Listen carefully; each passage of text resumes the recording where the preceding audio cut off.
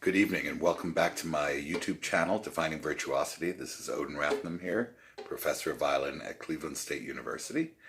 And tonight, the star of the tutorial is a young violinist subscriber named Alisha Faith, who posted a video of Wohlfahrt Etude number 1, opus 45 of the 60 studies. I'd like to offer a couple of ideas based on Carl Flesch's warm-up exercises for the violin and the photographs of the various left-hand frames in Ivan Golamian's book, Principles of Violin Playing and Teaching, in the chapter on the left hand. We know that we can have several frames in the left hand. We can have all whole steps, or a half step between the first and second finger, or a half step between the second and third. Very familiar Star Trek thing. Or a half step between the third and fourth. And we want to organize these for the first Wohlfahrt study and tune them very carefully. So what I'd like you to understand, Faith, is that on the G string in the key of C major, the frame that we have is the frame with the half steps between the second and third fingers, and whole steps to the first and whole steps to the fourth. On the D string, the frame that we have is the half step to the second finger, and third and fourth fingers are whole steps away. The same on the A string, and then on the E string we have the first finger extended back a half step. We don't change the feeling in the hand at all. We just simply can just extend and then we would have all whole steps instead of a half step between the first and second finger. So if we let's go to the hardest one first, because the hand is most turned. If we go to the G string, then we'll make sure that we can comfortably reach the first finger onto the A, that we can have the B natural falling comfortably, and the half step to the third finger, and the whole step to the fourth finger. Sometimes it's more comfortable to do this with the violin down like this, Faith, because you're not turning first. In this position, we don't have to turn to get the notes down, and then you can just keep your thumb very soft. Raise the fiddle up and come from above down into position. Don't raise your shoulder up to meet it or anything yet. And ever so slightly turn your head a tiny bit to the left if you need to, and drop your chin down onto the chin rest. Now once you're in this position, we want to make sure that each of the four notes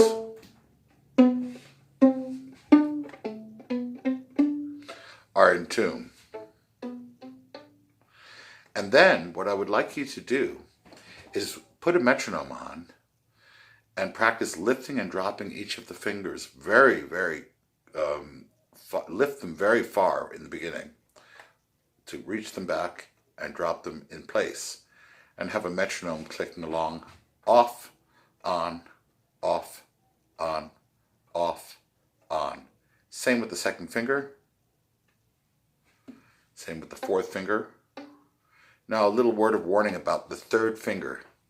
The third finger is connected anatomically in your hand down here, and lifting it is trickier because the fourth wants to come off with it. But we need to train that third finger to lift independently as far as it will. And I usually try to tell my students to try to lift it at least above the first joint of the second finger behind it, and stretch that and lift it on and off. After we've done each of the fingers individually, we can go from the outer fingers towards one another. 1 to 2, 2 to 3, and finally we can try to lift all of the fingers off, and try to drop them somewhat accurately as a group, relaxing. Now, if we take some of Grigory Kalinovsky's exercises and we treat the string almost as an electrical fence and approach the notes slowly and release quickly, we can remind the hand that after any impact, we don't want to have any residual tension into the string. Now we've let the hand shake out, relax it so that we don't get tight. Now we remember what the frame for the D string will be. The frame for the D string will be the half step to the second finger. You place all of your notes. You can check them with a pizzicato if you like.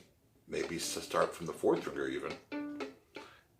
And make sure that it matches the open A, and that the third finger matches the G. Now we have the low 2 placement next to the 1. And check your thumb that it doesn't start squeezing harder and your shoulder doesn't start squeezing harder. Constantly just let yourself shift a little bit to get the right angles. And then your your F, pardon me, and your E. And now we have this new frame of half steps between second and first finger, whole steps at third and fourth. Again, we make sure that none of this is locked. You can move everything. You can do a little circle with the fiddle, your elbow, and constantly loosen up. Rest it on your collarbone. And if you do use a shoulder rest, make sure that you understand that by definition, a shoulder rest is a shoulder rest, not a shoulder work. It's only there to fill the space. It's not there to be squeezed. And start doing the same exercise, lifting and dropping each of the fingers first while leaving the others down. Then alternate from the outer fingers to each of the other 3 fingers.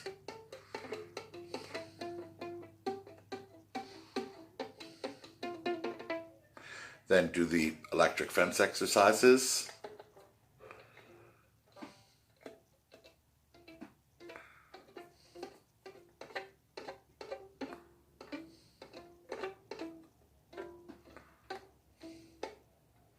And when you're done with that, you can cross that same frame to the A string, because we still have the same hand shape on the A string of the half step to the second finger, and do the same exercises. Again, checking constantly.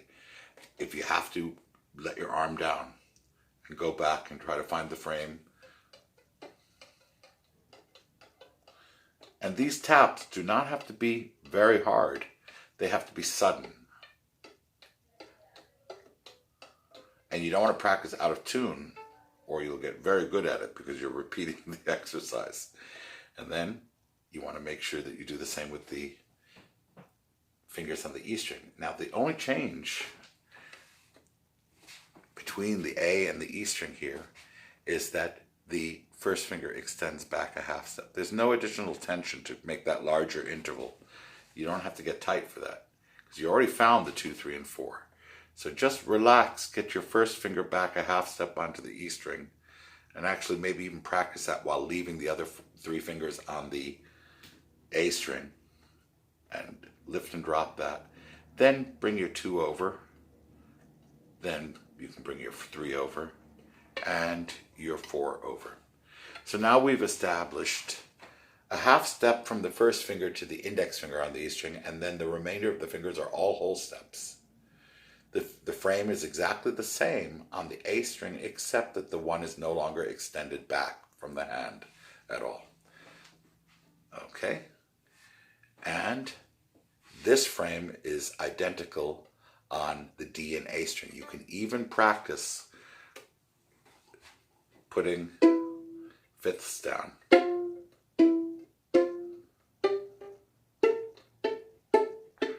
And really try to make your 3 sound the same as your open G and D, and your 4th finger comfortably sound the same as your open A and E. My E's a little flat. When you've done this, you've now organized your fingers, Alisha, in a way where they're going to be much more accurate for your intonation, and we can start using the bow. You want to make sure that you can do a 4-note slur up and down on each of those strings, that you can comfortably go with the half step between second and third finger. and move the half step between the first and second finger. And the same here.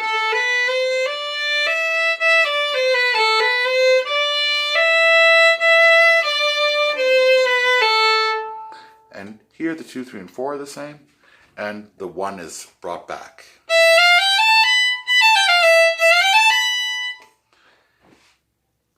And then you want to practice from the lower fingers to the upper fingers.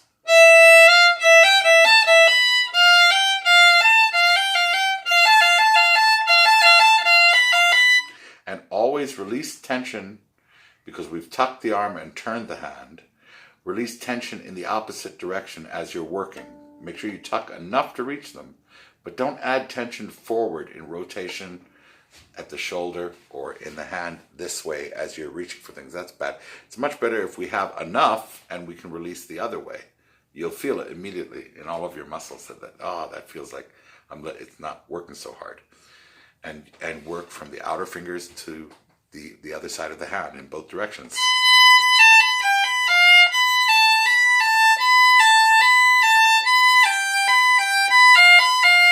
And here.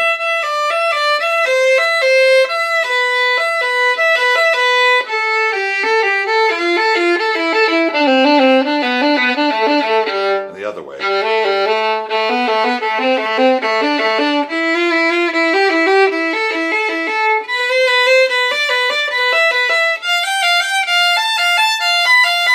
And if you do that while staying free in the shoulder and on the inside of the index finger, not squeezing, and not having too much pressure in the thumb, keeping the thumb quite soft, but the rhythm is clear, you will have set up your hand much, much better for performing and studying the first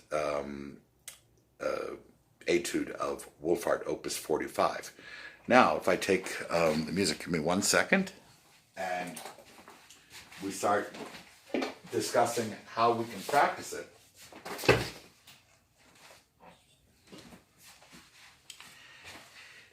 If you look, if you're working from the Schirmer edition, I don't know what edition you're working from, but if you're working from the Schirmer edition, above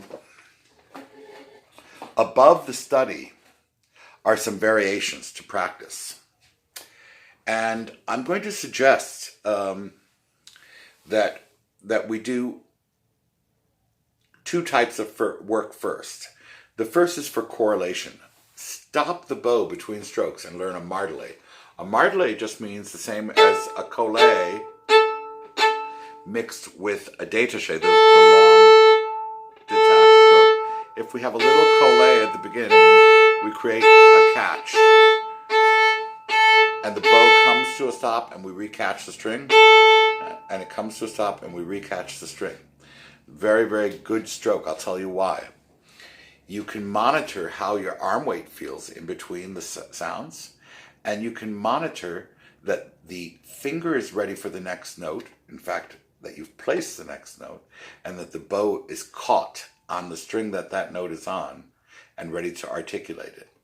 What that does is it teaches something very important from the end of the Galamian book in the chapter on practice. It teaches correlation. The idea that before any action, there's a clear mental signal for an action, and then we execute it. So if you start on the A string in the first bar, you would place all of the fingers of the frame lightly, just to get your bearings and your balance. With almost no thumb pressure, you would lift and drop the half step, your third finger, your fourth. Put them all down on the fattest part of your finger, the very cushy fat part, because that's where all the money is, right out in the flesh of that finger. And then you would lift off all of the fingers but the 2 that you need for the very beginning. The 3 and the 4 would come off. We make sure that's kind of where we think a C is. And we place the bow on the string next. And we execute a simple little martelé. During the pause, you lift the 2 up. And you do all of your finger actions in between the bow pauses lift, drop, drop, drop, lift, lift, lift, drop, lift, drop, cross and drop, lift, all of the actions between. So what are all the actions that we're going to encounter in this study? We're going to encounter lifts, drops, string crossings, and extensions and contractions. What are extensions and contractions? Well, Alisha, if you have a low second finger on one string but a high finger on the next string, that finger is going to have to fall further on the next string. So you'll go from a squared finger shape to a slightly less squared finger shape, which will make that finger fall further from the finger next to it. So from here to here doesn't take any tension. It just takes a shape change in the second finger on the lift. If the finger lifts more open, it'll fall farther. If it lifts more curled, it'll fall closer to the finger next to it. And we want to isolate that so that we don't do anything anywhere else, nowhere else, just there in the finger when we adjust. And we make sure that those work well. And if the finger's in the high position, it has to go back, then it's going to lift more curled so it falls back. If you have followed my other videos, you'll remember that I said there are some rules. None of the 7 actions of the hand, and I expanded on the number that Galamian had because I broke down the vertical actions into lifting and dropping, the horizontal actions into extending and contracting as separate motions. So I ended up with a few more than he has in the chapter on the left hand, and I apologize for that. You want none of those actions to cause pressure against the neck on the inside of the index finger, an increase in pressure in the thumb, an increase in pressure in the shoulder. So you want to really isolate these actions to happen by themselves so that we're sending clear signals. If you've ever seen little kids that learn to write and they're sitting at their desks writing and they're learning to write the letter Q for the first time, you'll see the little boys with their feet crossing and doing all kinds of extra motions, and another kid is chewing on their tongue while they're doing. And basically what that means is that the brain might be sending the right signals to draw the cue, but it's sending 8 million other ones too. And those all cause tension. But 2 years later, that same kid can just isolate and write the letter Q, no problem. So we want to approach the violin the same way, that you use only the necessary muscles and not any other muscles. To quote a famous teacher from the Carl Nielsen Academy in Odense, the one thing that all great athletes and dancers and musicians and sculptors and artists of all type is efficiency. You do what's necessary to do something and no more. So that's the idea of isolation, only using the right muscles for the task at hand. So you will practice it first, martelé. And in the beginning, the martelé doesn't have to be a long one. You can do it in the middle of the bow, place your hand relatively in the square position, check that everything's about the same level, but there should be a slight feeling that the elbow is slightly under the wrist, ever so slightly. And then line up your bridge with your bow, flatten the bow hair, make sure that it's flat. And you want it to stay on that track during your strokes, that you as much as possible, keep the bow straight. Okay? And what we're doing for the martelé is a feeling of pulling, slightly pulling, and that puts a little load on the fingers, and a collé that follows. And that creates a little click in the sound. On the up bow, we're trying to close the elbow without the bow moving, and that makes the fingers give in this direction, and there's a little load on them, and we add the collé, and we get that. And in between, we want to feel that our shoulders are hanging.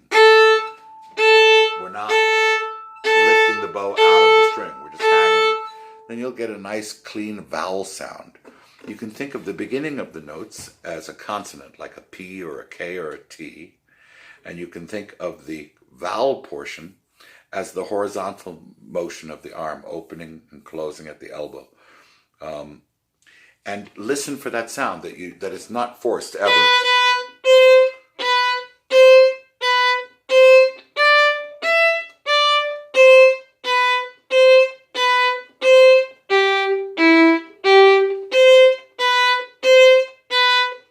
And you'll go that way through the entire etude. Now, in the case of this variation, we're creating all the articulation, all of the clarity with those catches and releases in the bow. But we have something called left-hand articulation as well.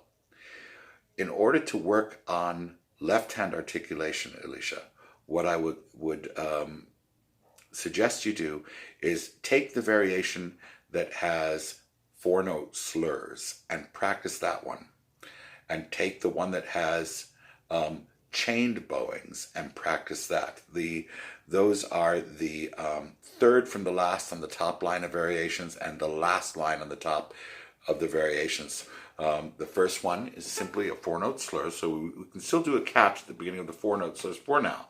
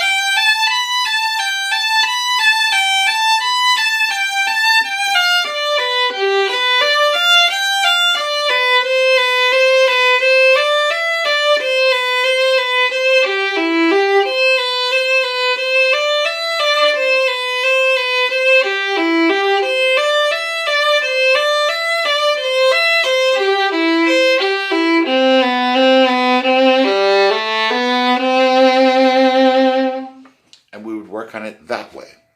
This will make you very honest about your intonation and the actions of the left hand, the string crossings, and that you're not tightening. And if you noticed, I even tried not so much thinking of a vibrato per se, but to check the flexibility of the fingers as they're falling to the string, that nothing locks. And that just means that every finger that falls can lengthen at every joint. The most important one being the last one, right there, because that's what will generate a beautiful vibrato later on. So I hope that will help you. And then when you're done with that, then you can go to the détaché. The détaché is the main way that this is played, much like Kreutzer number 2. And in this exercise, I would encourage you to keep your fingers curled and hold very softly on the stick, not strongly. And I would encourage you to bend the thumb as you go down and open the elbow and close the elbow and let the thumb straighten slightly, not completely, but slightly on up bows. That flexibility in the thumb leads to flexibility in the wrist hinge. And flexibility in the wrist hinge leads to a freer elbow and shoulder. The forearm is the big motor here for the détaché, the grand détaché. And for it to work well, we want to feel 3 things. Again, string contact, right? In terms of having your weight that way, a hanging sensation, and not locking the hinge side to side in your hand. And that has to do with the thumb, okay? And the fingers being flexible. So when you do the grand détaché, it feels like a paintbrush. There, the fingers are moving almost in the opposite direction of the bow, ever so slightly. And when I'm demonstrating it now, it may be ever so slightly exaggerated compared to what you would actually see me do, but that's part of the job of teaching. So the idea is that we do we can do it from the middle to the tip and really open up the arm, pushing the bow out and in.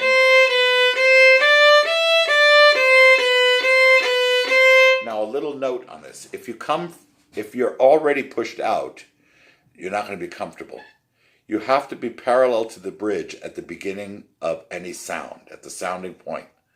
You don't want to be, after you've started it, you can do whatever you want. You can go in and out to change the colors and to bring you to a different sounding point. But when you actually are playing in a new direction, I like, if I've gone out to keep the sound, I want to come back to straight at the beginning of the up bow. If I've gone out to bring it into the bridge to slow the bow speed, I'll still make sure that it gets back to straight and that the hinge is free to go this way. Just a little detail. But for this stroke, you really don't have to think about any exaggerated angles. Keep the bow 90 degrees to the string and roughly halfway between the bridge and the fingerboard. You'll also see that I'm adjusting the bow to try to keep the stick over the hair. The more hair that's touching, the less you have to work for getting a good sound.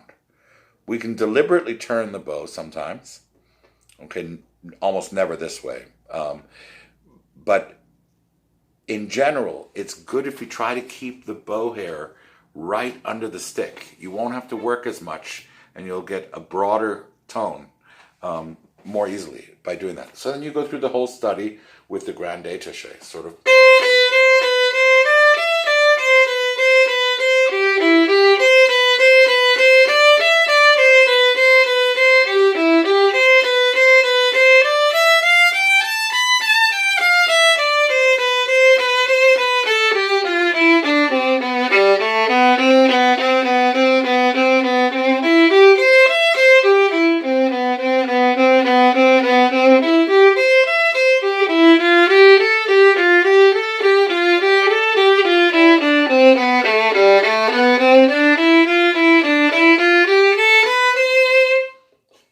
You'll get a lot of benefit out of that.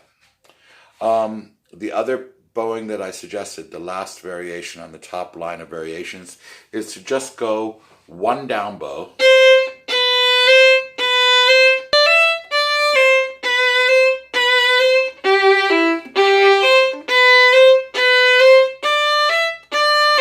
I also like that with stops.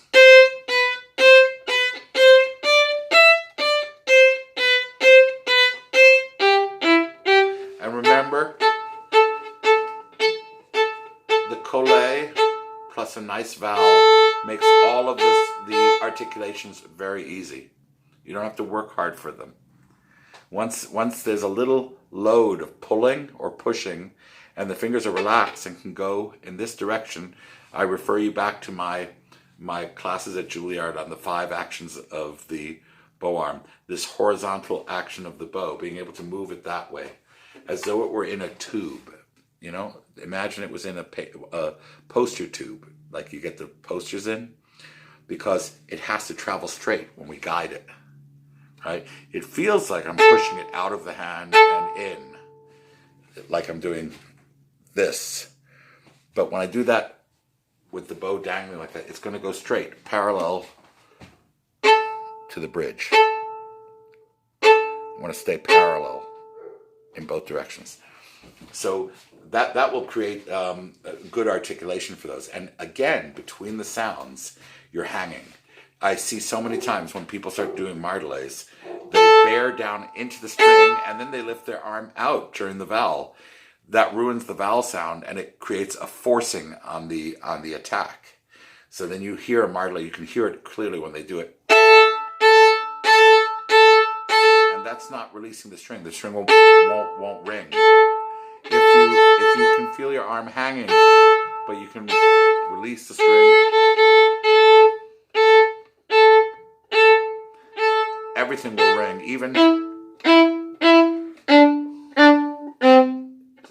stopped pitches will ring. So That's the way we want the fiddle to sound. Catch and release, that there's enough release in the sound.